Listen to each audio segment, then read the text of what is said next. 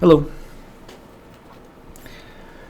I've prepared a topic today, and it's a culmination of a lot of thinking I've been having recently. To retrace, about 2 months ago, everything I was working on, I just put down suddenly, because I realized that I didn't want to do it anymore. And then so first I put it down, and I just let myself put it down. And then recently I've been putting together thoughts, like just this collection of theories that have helped me really understand why I didn't want to do it anymore. And I'd like to share with you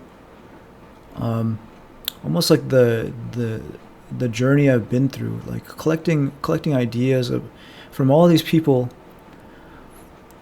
to explain to myself what I think this is. And if I'm to put it in MBTI terms, it is that the authentic thing to do for non-TE users, non-extroverted thinkers, is to completely ignore extroverted thinking.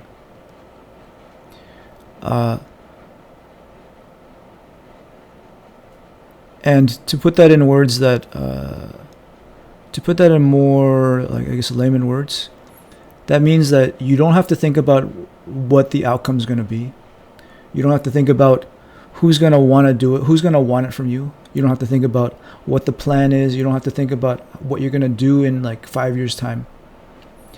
There are other things that you can focus on. And I just went on this journey to understand what that other thing is, what other people do.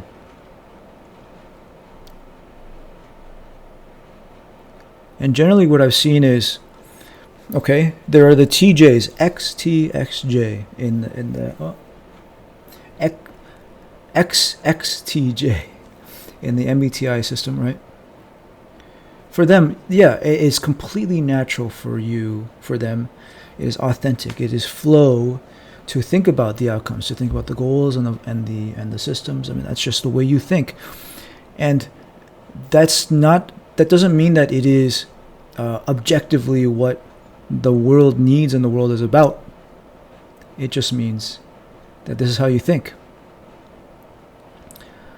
But for every other type, I've been building the theory that there is something more important than that. And I have many examples to share with you to really bring this home.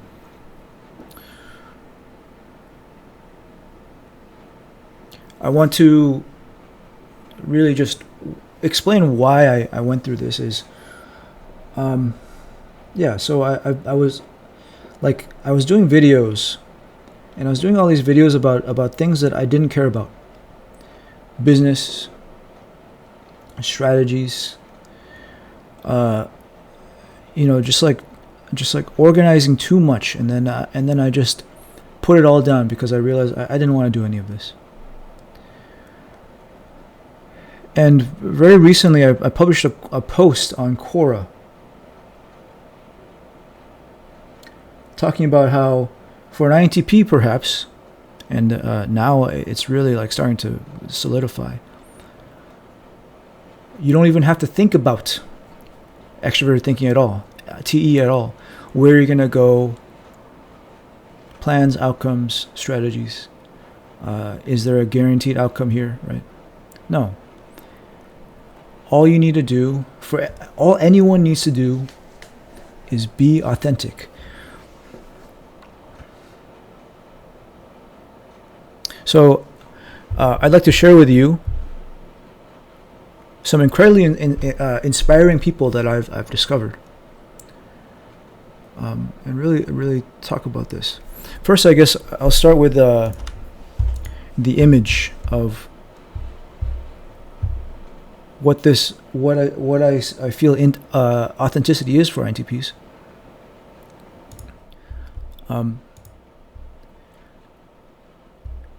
You can think of the functions here, the 8 functions for any type, as the stack of values from most important to least important. And the shadow is where other people do those things and you don't. So right here, opposing, extroverted thinking. Other people do this stuff. And the theory I've been building is that other people do that so you don't have to.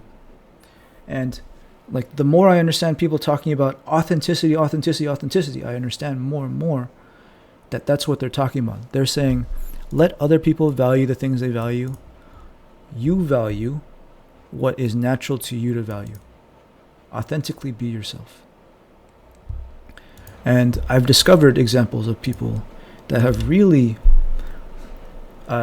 spoiler alert, let me just jump into the first person. There's a person named Jonas Salk, the discoverer of the polio vaccine. Polio? Yes. Classic example of INTP. And I'm going to share with you a link of his, like a full interview he did after people commemorated him for his achievements. And he walked through his whole life. And if you listen to his walkthrough, I'm stunned by his level of self-awareness. And so people like that have really driven home for me that it's not about anything you do.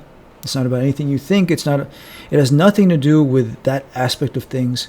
What seems to be the most powerful thing in life is to connect with yourself and be yourself. And when you do that, you tap into life. You tap into energy. And you become aligned.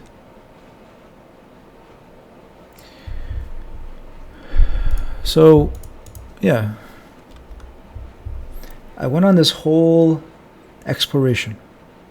And I really wanted to understand, like, okay, if not for TE, if not for a life plan and an understanding of outcomes, what else can people live by?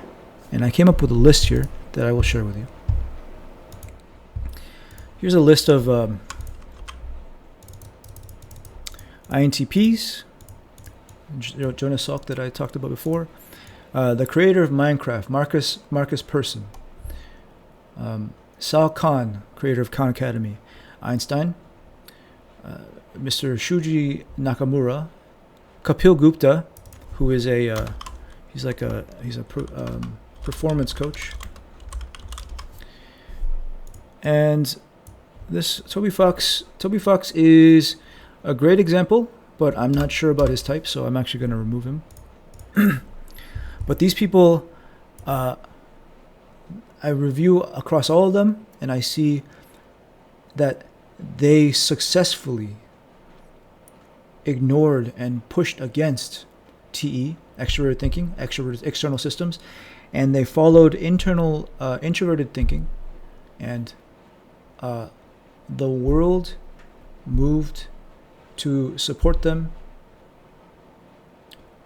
And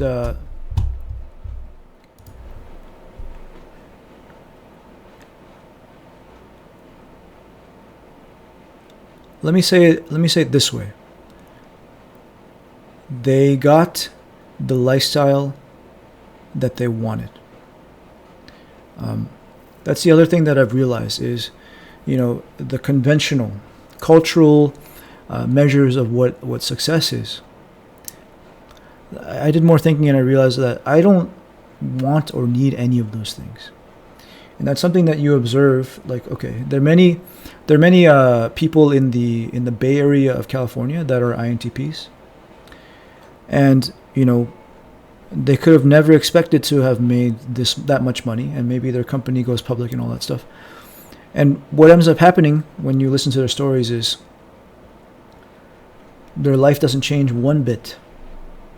Like things turn out the way they turn out, and what I often see is they're just happy that they've been enabled in their lifestyle. What I mean by that is they don't have to worry about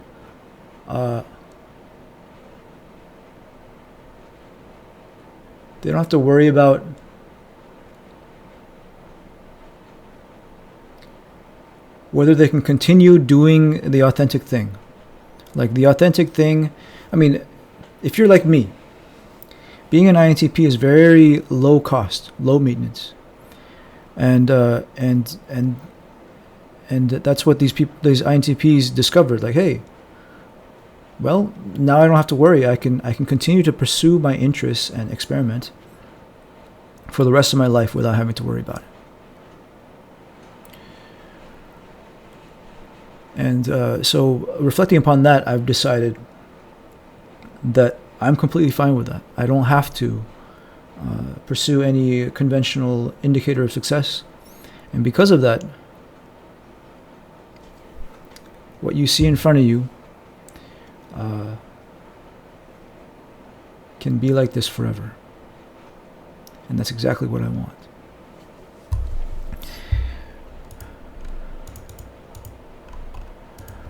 Let's talk about those INTPs first. I've collected some quotes. Here's Mr. Jonas Salk. I'll first talk about his story, actually. Mr. Jonas Salk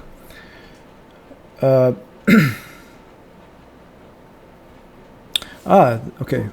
Let me add another person to the list, by the way, but we'll talk about Jonas Salk. But another person is Charles Darwin, INTP.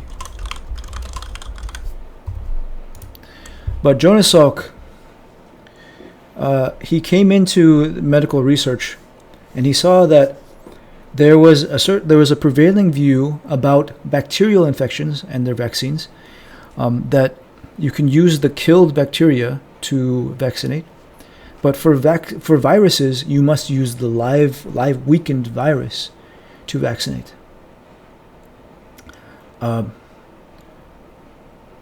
Mr. Jonas Salk saw this and he said, why is there such a strange, just arbitrary rule here? I want to verify that this is true. And so polio being a virus, Mr. Salk thought to himself, maybe if we kill the polio vaccine and we administer it as a vaccine, it'll still work. The scientific community did not believe this could be possible, and so he was largely ignored. But Mr. Salk went a different path to verify his findings. He was funded by a charity called the March of Dimes, whose very mission was to eradicate polio. And this was founded by Mr. Roosevelt, Theodore Roosevelt, I believe. March of Dimes is the drive where they say, put your dime in here and mail it back, and then we can use your money to help eradicate polio. So Salk is funded by this, and then he carries out a public drive of vaccinating children for polio, and the results come back, and it works. Theoretically, it can't really be supported, but the results are right here. These children are no longer vulnerable to polio. So, what results is a worldwide drive to eradicate polio, and then that it becomes possible. Along the way, the scientific community largely they were very quiet about Mr. Salk. The public loved Salk; he became a hero. But the scientific community felt like Mr. Salk bypassed the scientific process. He didn't validate, he didn't prove that his theory was correct. He just used public funding to make polio to vaccinate polio. So Mr. Salk did not get a Nobel Prize. The community didn't really support him. And this is an example, in my view, of just like the community and agreements world of TE, and believing in prestige, believing in authority, believing in like all contributions to the community should support the community. TE could not support Mr. Jonas Salk because supporting him would be admitting that they are not the authority, right? So that's what has been observed about the story. The other thing about Salk is he found this vaccine and then he decided he wasn't going to pursue any commercialization of it. He was going to just make it available to the public. So all of this points to my view of him being INTP. After this, actually, there was further public funding that was given to Jonas Salk, and he took it and he founded the Salk Institute, which you can see at UC San Diego in California. And he intended this place to be a place where independent thinkers can gather and discuss and explore ideas freely without having to think too much about grants or institutional allegiances and things like that. And so, through and through, an INTP who valued truth above, allegiance and alliances.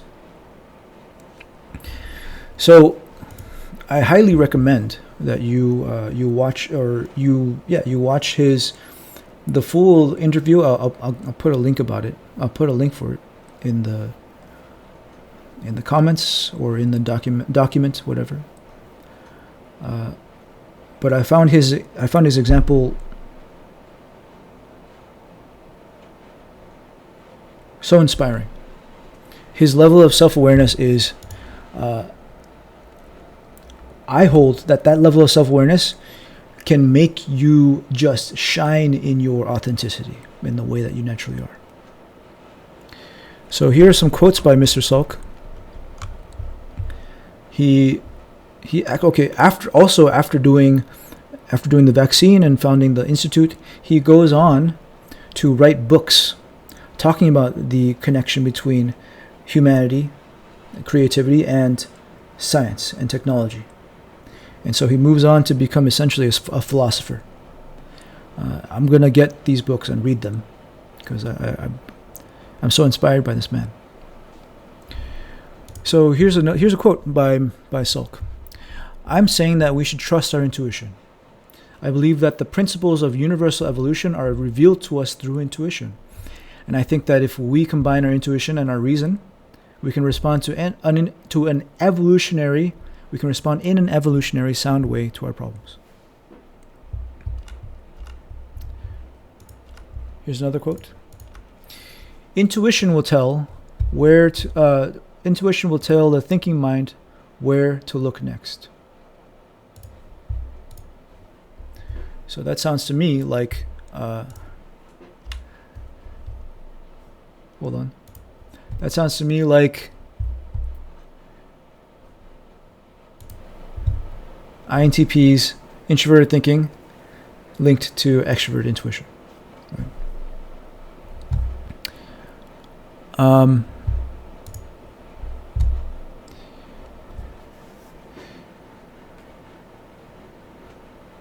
There are many other INTPs on this list, so we'll go through them.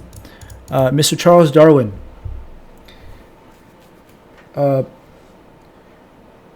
Mr. Darwin's father was a doctor, a quite well-off physician, who wanted Darwin to follow in his steps and become a doctor too. Darwin goes to study at a medical school, and he finds that he's far more interested in biology. marine invertebrates, I believe, was the field that he was most fascinated by.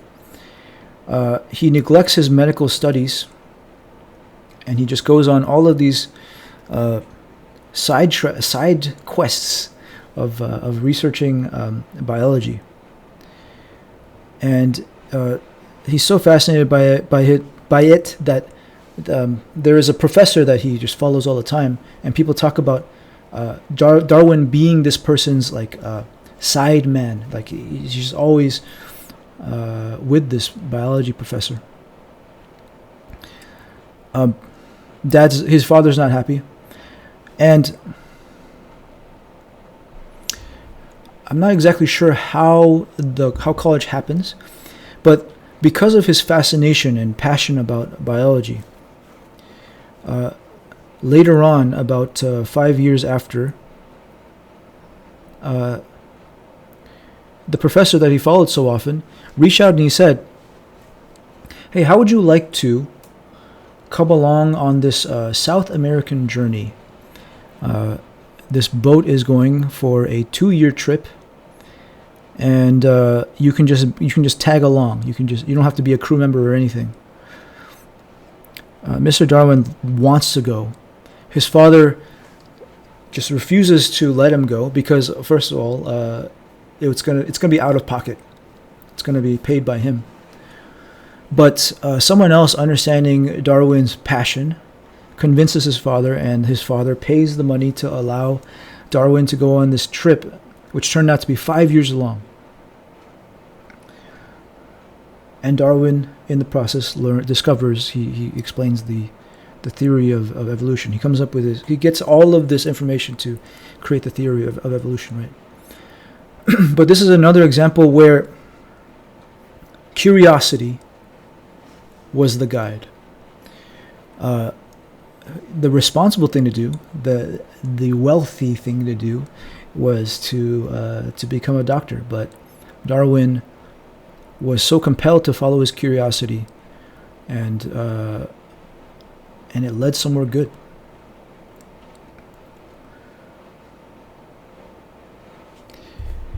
Next on the list, Mr. Marcus Persson of Minecraft. And for this I have quotes. Here's one.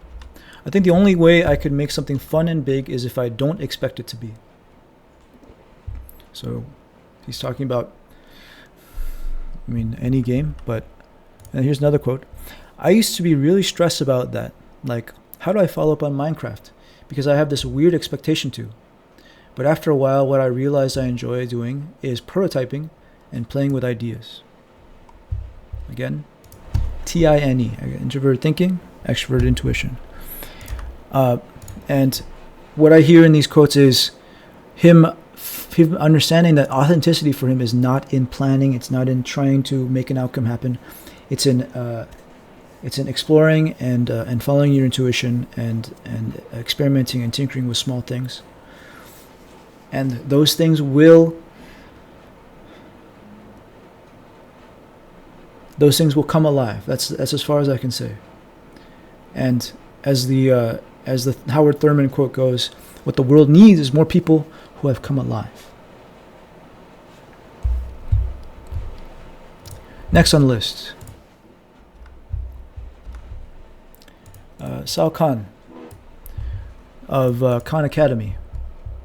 So I have his quote here. "No one goes on a direct path, even though it sometimes feels like your peers might be racing ahead. Everyone is trying to figure it out. But if you just put yourself out there, step out of your comfort zone, establish yourself in terms of skills, mentorship, but leave space for your passions, then you're going to turn out pretty well." He's a little bit more conventional sounding. I have here an Einstein quote.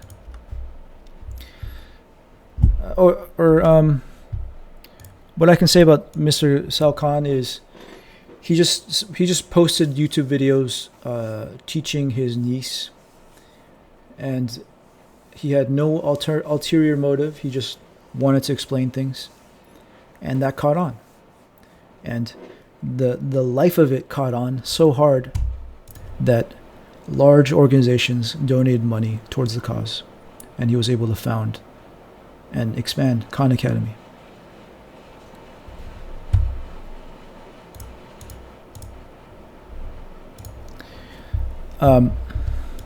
The Einstein quote. I believe in intuition and inspiration. Imagination is more important than knowledge.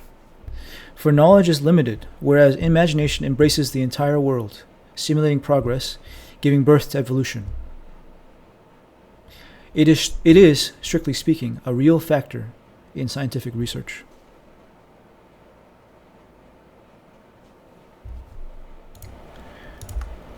And I think Einstein is an example of someone who wasn't using directly the scientific community and the shared knowledge of that place. He took what people were seeing about the world, and he extrapolated from it using extrovert intuition to try to seek to build an underlying image picture that connects all of it together in a way that's alive. And that's what is authentic to you and me as an INTP. We are constantly seeking the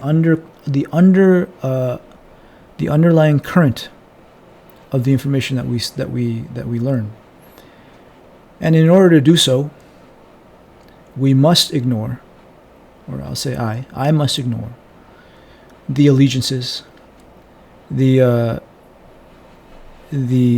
prestige, all of these human labels and stamps of approval used to elevate one piece of information over another. They mean nothing when what we're using is the information from nature and the underlying picture that it alludes to.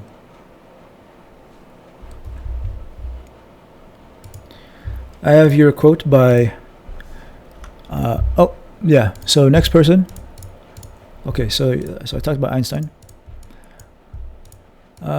If you look into Nakamura's story for the blue LED,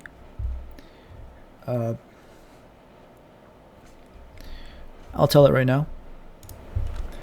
And what's calling to me to do right now is to focus this video on just the INTPs that I've collected on.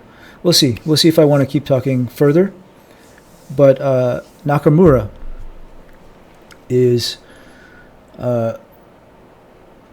he's a Japanese scientist that discovered the blue LED. There were red LEDs. There were red and green LEDs, but there was no blue LED, and so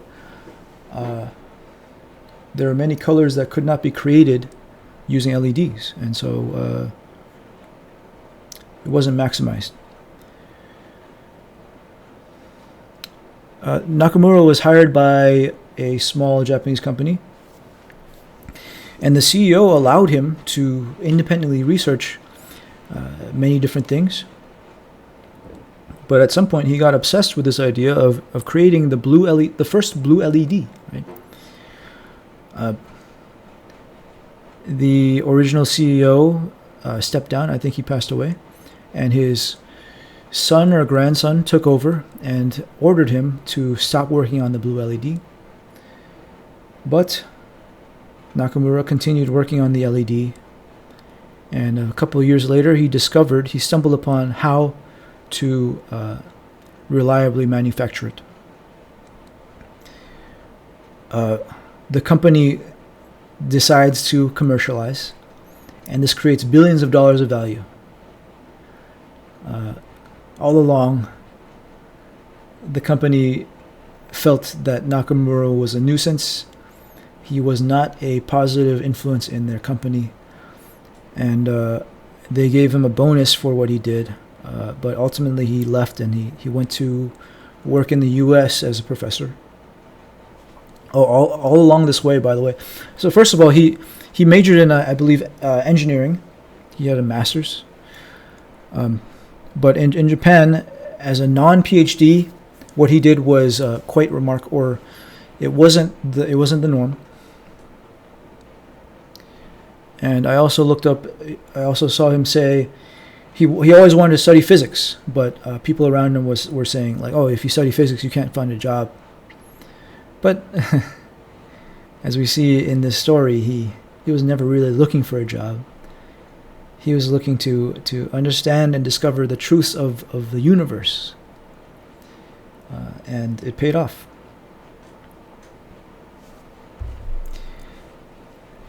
Here is the last INTP, and we'll see if I want to keep talking afterwards. Mr. Kapil Gupta. He's a fascinating character. Naval Ravikant, the founder of Angel List, he says that Kapil Gupta is a very positive influence for him. If you read his writing and the things that he says, it's quite clear that he's INTP. And I love what he says about how competition. I love what he said. Generally, what things he says are things like prescriptions. Prescriptions are, if you follow them, then you will always it'll be the blind leading the blind, and you will never really find that authentic spark within that can lead you forward and unlock true performance. Sounds very INTP to me. He also says that people that truly, authentically seek truth are quite rare in this world. Here's a quote by him. That which comes from the heart is natural and satisfying. That which comes from the idea of responsibility is forced, artificial, and often produces resentment and the expectation for reciprocation.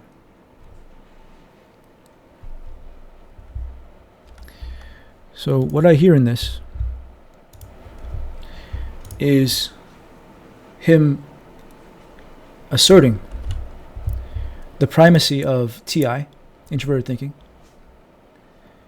and explaining as authentic to him that he needs to oppose extroverted thinking.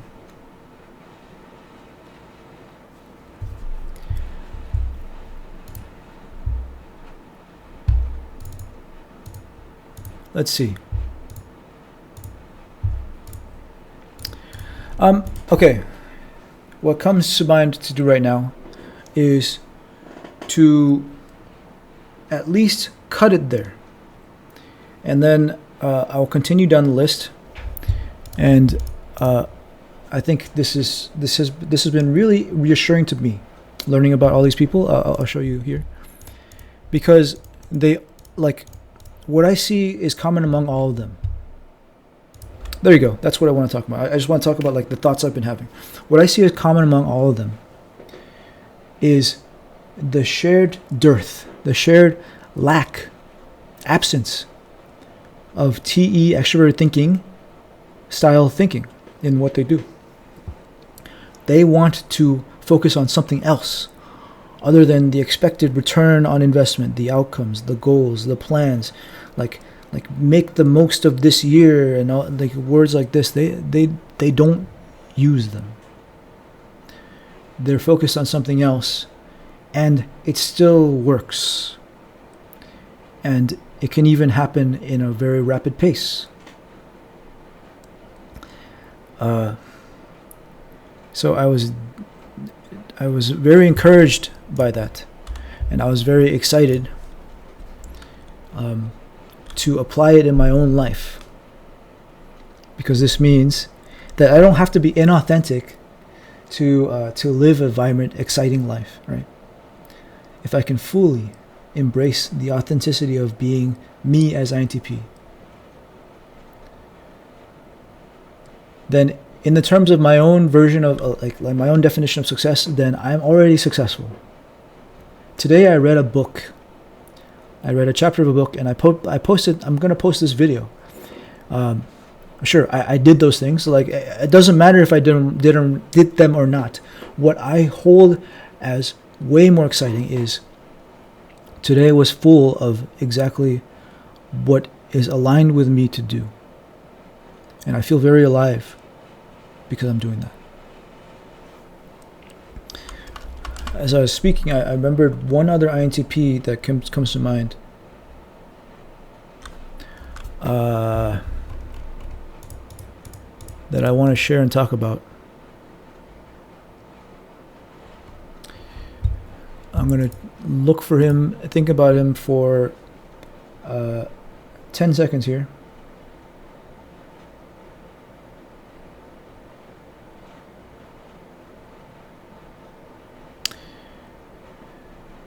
This person is not coming to mind. So I will move that person into the next video.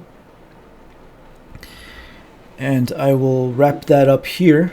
But I do want to just go down the rest of this list here and really talk about how, I mean, it's fascinating to see what people are inspired or motivated by. Let me add here Gandhi. But it's very exciting to see that you don't have to do that.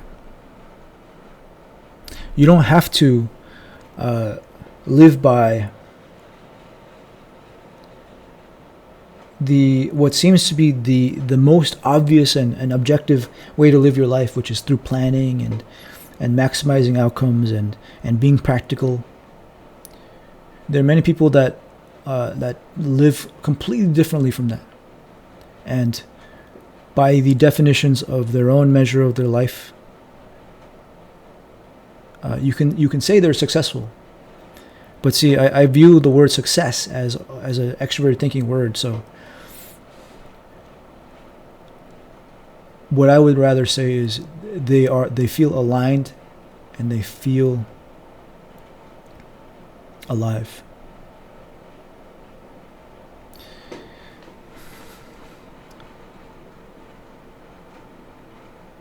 There's one more thing I want to say about this, which is I feel what has really deactivated a lot of people, and what is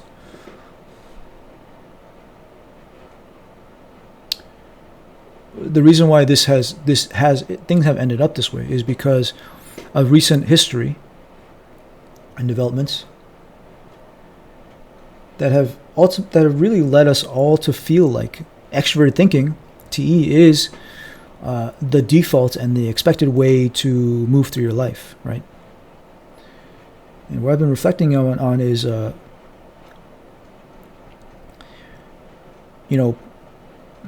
the scientific revolution back in the 1700s or 1600s really promoted the idea of objectivity, and the scientific community as it. So what's interesting about science to me is that it was led by these intuitives that were going off of ideas and guessing and using trial and error to establish their ideas. But what tended to happen later is, as it professionalized, objectivity and verifiability of results became how things were done. And as science led to technology, people began to really say, okay, like, well, who cares what I think? What is smart to do is to think in terms of extroverted thinking. And then industrial revolution split the day into hours and plans, and people started doing scientific management. And then people drew from the idea of the factories and the productivity of factories, and they applied that to education. And public education was built to teach people how to conduct themselves so that they can work in factories.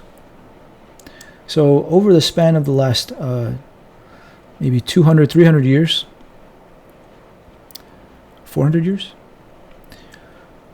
we have been inundated, we have been shown once again and again and again that extroverted thinking is not just a value, but it's the right way to think and see the world. And I will say, like, okay, I will also say that capitalism also is something that prioritizes extroverted thinking above all other functions. And what I want to say is, I just have this feeling that the world can be 8 times, I mean, there are 8 functions, right? The world can be 8 times more just rich and beautiful of a world if we can trust our authentic selves, if we can trust our authenticity and express purely from, fully from our own function, our types, we can create things that ordering of values creates. And what I see has happened, especially since we start school very early, and people talk about careers and saving for retirement and all these things, is a stamping out of the authenticity of people who are not TE oriented. And so that's how I want to wrap up this whole video to say that what I have seen through these examples and what has become like very true and obvious to me is that I can safely, completely ignore extrovert thinking. I can fully rely upon what is authentic to me, which is introverted thinking, principles, logic, exploring my interests and my curiosities as far as they'll go. And if you use the metrics of extroverted thinking, maybe I won't maximize my outcomes, but I'm not going to use those at all. If the way this turns out is I get to do exactly what I love every day for the rest of my life, with no one else knowing how my life turned out, and then I pass away, that sounds like a beautiful life to me.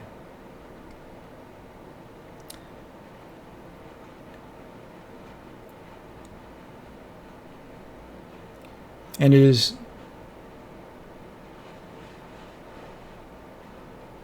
and that's the extent that I wish to understand about it. What is the beautiful life as I see it? And then I'll live it.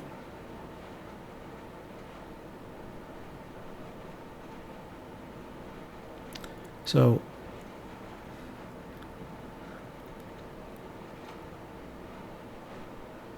I'll talk about INFPs and INFJs next time.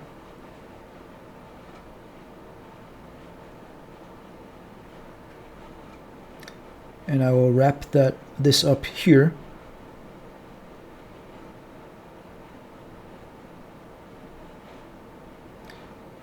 And I will think for a second if there's anything else I want to talk about.